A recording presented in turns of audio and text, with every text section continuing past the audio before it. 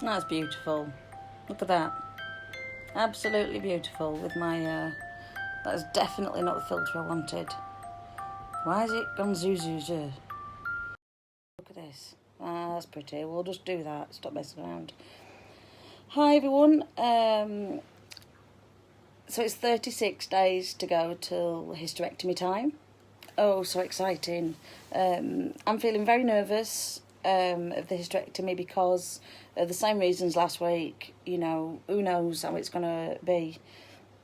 I'm a bit more determined that I do definitely, want the hysterectomy, and we'll just see what happens. That's as all I can hope for is that it goes well. That's all I can hope for. I got lots of feedback from people in regards to their experiences. Some people found their hysterectomy was a difficult experience. Recovery was slow. Prolapse of the bowel, of the bladder, risk of stoma. So I think it's kind of hit me a little bit that I've had to prepare myself for what happens if things go wrong. I just saw my flowers my friend bought me, and if I put them behind like that, then look, they're behind me and it looks really nice. Like this, look, that's better. So I should think about these things before I do videos. But unlike other people, there's no fancy gimmick. It is just me talking. And that's the thing, it's important to talk. It's important to what I call the endometriosis language, where we understand each other. I find, as much as I, have friends and family, I think those that don't live with chronic illness really don't understand what a battle it is. And it is a battle, isn't it? It's really hard with endometriosis when you're tired and that fatigue, and you say, oh, I'm so tired. People go, yeah, I'm tired too. And you think, well, I'm not just a little bit tired, I'm really, really, really fatigued. I have fibromyalgia as well. I would point out that I do work full time. And well, I don't get paid for full time, but I have my own business, so I can work from home. Which means when you've got your own business, you're just constantly working for nothing, really. It was a good idea and a bad idea all mixed into one. I've survived so long, but it's not easy. But fatigue is I've seen a few things mentioned on the group about this tiredness. Is there anything we can do to improve fatigue? Fatigue can be caused by a variety of things. It can be caused by low mood. So if you suffer with depression, one of the symptoms of depression is fatigue. And obviously, living with an illness that just basically affects every part of your life, it's kind of going to make you feel low mood. It's going to make you feel down. So it's like a vicious circle. And the more down you feel, the less activity you undertake, the less activity you undertake, the more down you feel. And it's kind of a vicious circle that you have to try and break. Even though it's not your fault and you are not responsible, there are things you can do. But it's hard, and that's why talking and encouraging really helps. Fatigue, there's no magic pill. So if you suffer from fatigue, the first thing I'd say is go to your GP or your doctor and see where you can have blood tests. And they will test your thyroid, they will test deficiency of vitamin D, which is very common in the UK. Other mineral deficiencies will be tested for.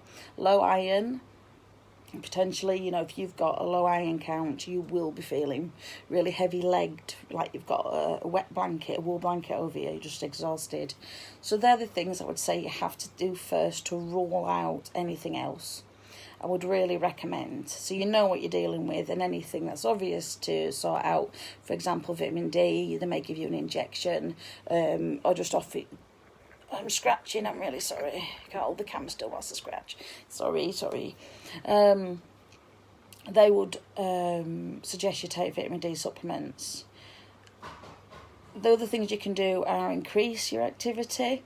So I don't mean go jogging. I don't mean go play squash or badminton or, maybe a bit of swimming if you can swim, or gentle walking, even if you're going out for a gentle walk at your own pace. Maybe push yourself if you can, but if you can't, that's all right. if you have scar tissue, you know, running isn't a good idea because you're pulling at your tissue. Because one of the biggest causes of fatigue, especially with endometriosis, why do I feel so tired? Other than low mood, I should go like this a little bit further. Other than low mood, inflammation. So when you have an adhesion or when you have the endometriosis bleeding, the cells and the areas around become inflamed. So when your body's got inflammation, all the antibodies fight that inflammation. So your body is working very hard without you realising, and that's why fatigue is a major factor, a major symptom of endometriosis. I don't think I've ever had a GP mention it to me before. It's me that's always said I'm so very tired. Nothing really suggested. I've never had anything suggested to help me with fatigue. It's just having a research and it's making this toolbox of things that you could potentially do and building them all together. I have struggled recently with my weight. That, in my mind, is entirely due to the medication that I take. Because I've got fibromyalgia, this is why I mentioned it, I take pregabalin. Pregabalin is a neuropathic pain medicine, a bit like gabapentin. I took gabapentin, it won't really do it, pregabalin's better. But there are other medications too, and one of the main symptoms of those can be weight gain. I started taking gabapentin, pregabalin, and I put 3.5 stone on within a year. And that makes it a lot harder to move around. I've got great boobs. Oh, the boobs are awesome. There must be at least, half a pound. I don't know. Anyway, it doesn't matter. I've not weighed them. I've not done that thing where you put it on something and see if you can weigh it, because we don't do that kind of thing, do we, us ladies? But, you know, that affects your mood. You know, so my mood, I don't really think about it much, but at the same time, you know, I look at my legs in the mirror and I think, oh my God, you know, they're like tree trunks, and, you know, my size, because it's all in my belly. I don't know if you can see, I'm quite, you know, all my weight, and it's hard, it's all in my belly. Here, look, I'm like a blooming big sausage. I find it hard to find clothes that fit, that don't accentuate my belly. Because one of the worst, and this is the irony, and I've written a blog about it and I will post it, is the irony of having a big bloated belly. And then when you've got the bloated belly, someone's saying, oh, are you expecting? Because I've been asked a few times if I'm expecting. And you go, no, I'm not. And if you imagine if you're struggling with fertility, you know, and you're struggling to conceive, and then someone says, hi, you know, oh, you look like you're expecting. It's almost like a double betrayal of your body. Not only do you look like you're expecting, it's something that you can't do. It's really cruel, really cruel. The cruel irony, I think, is what I actually called the blog. So that gets me down, my weight. And now that I've got the operation coming, I really, really, really need to lose weight. Because I'm tired, because I'm down, low mood, and I work really hard, is that I don't eat proper meals, I don't feel hungry sometimes, I feel sick sometimes, so I don't have the best habits. It is, you know, I do play a part in this, it's not just, I don't eat loads, but I would say I eat the wrong things.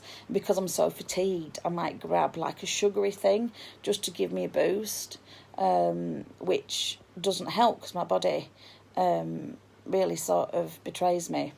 I do have an exercise device that I have to tell you about. When I have used it, it does, I think, work, you know. And have you heard of one of those vibrating machines? You stand on it, not one of them vibrating machines, don't be dirty.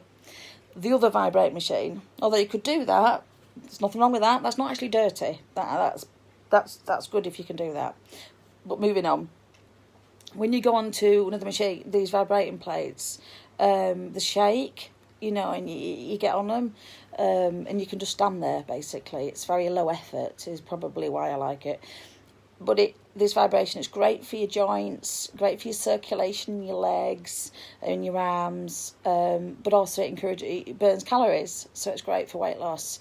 So I would really recommend one of them. You know, if you're not so sure what to get, you know, you do just stand on them, and then you can do fancy like positions and, you know, one leg to sit on it and stuff, but I would really recommend it. So my weight I need to get down for my surgery, so my scar will have a better chance of healing. I should have lost more. I've lost nothing. I mean, I'm not gonna lie, I'm 14 stone and 6 pounds, and I used to be, when I was at the skinniest about 5-6 years ago, 9 stone. So can you imagine the difference? I mean, on my face and everywhere. And it's more pressure on my joints, it's more pressure on my scars, more pressure on my adhesions, more pressure pushing inwards into my tummy. So losing weight is such a difficult thing, and it's all about your identity, isn't it? And it really affects your confidence. Endometriosis just affects you in all areas: work, with your activities, your mental health. No one hardly ever talks about mental health. I'm not afraid to say I'm on medication for low mood. I'm not afraid to say it. I think it's quite common for women who've struggled with chronic illness, and how it impacts your life. It's affected my relationships. I've lost relationships. It's caused arguments. It's caused people to begrudge me. They get bored of me. You're not better yet. Last week I was told by a family member that I've wasted my life because the last 10 years been like this. Can't you see you're wasting your life? Yeah, I can see, but didn't choose to have a disease chose me.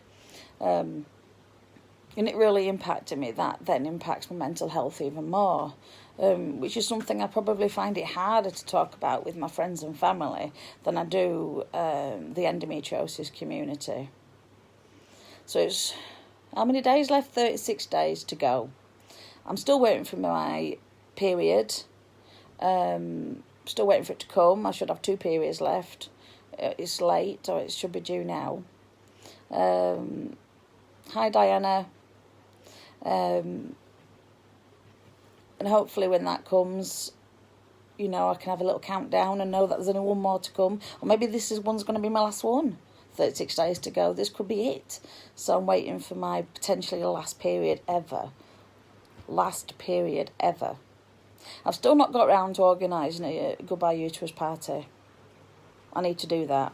That's on my list. I need to do that. So yeah, 36 days to go. I'm tired. I'm very tired. I went out with the family yesterday and just exhausting. I had to get school uniforms and too much. I mean, you can see it by my eyes. They're just dark and I don't know what that is. I'm just so tired. I shall be sleeping in probably about 10-15 minutes. Because that's the other thing. It's self-care. And I think if I was to leave a message, it would be right now self-care. And that look after yourself and don't feel guilty. Don't feel guilty for feeling down. Don't feel guilty. Yes, you can, Diana, you can come. If you live in the UK, you are more than welcome to, but I suspect you don't. But yeah, self-love, self-care. That's really important. Don't feel guilty. If you're tired, see if you can get some sit-down time, shut-down time, sleep time. Don't feel like you're failing. Don't feel like you're being selfish. It's what you need to do. It's just as important. It's just as important as anything else. Hi, Harps. It's just as important. Eat well. That's something I could do better. And today I've started. I've only had 150 calories and a couple of cups of tea. I've actually got, when I get run down because of the endometriosis and because of fibromyalgia, because of everything, it means your body can't fight things off as well. And my nose piercing, that started to get rejected and infected. Loads of pus came out. My throat gets sore all the time. My immune system's poor, really poor. Basically, I just 41 and I feel just like I'm an 80-year-old. Going out into town with the kid just to get some uniform, it's just exhausting. I don't make tea for the kids. I mean, they're teenagers now, but they have to make their own when I'm like that. I just have to sleep. That's all I can do. So be kind to yourself. I bought hi, Carol. That's my sister, Carol. Mwah, mwah, mwah, mwah, mwah, mwah, mwah, mwah, mwah. Hello, Carol. Mwah, mwah, mwah. So just look after yourself. I've got a face mask for later.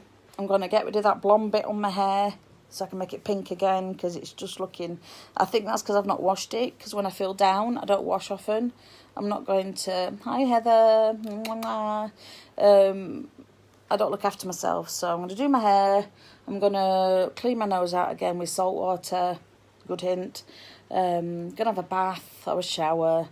I got some feet things, you know, them softeners. And I'm going to have a bit of self-care today, because it's really important. You're not being selfish, you're looking after yourself, and that's what you've got to do. So I'll leave you with my love. If you've got any questions, if there's anything you'd like to talk about, if you're like me to have a chat about, just message me, you know, simple as that. I always try and reply. Well, I always reply, but it might not be instant, you know, like if I'm in bed or having a bad day. Come find me on Instagram, Michelle Middleton 1977 or Michelle Middleton 77. If you're on there, come find me. And just look after yourselves. All right. Bye. Mwah. Shouldn't I learn how to turn this off by now, shouldn't I? Because then it won't be so embarrassing. Finish. The finish button is the clue, isn't it? Hi, Harps. So bye, everyone. Bye. Much love.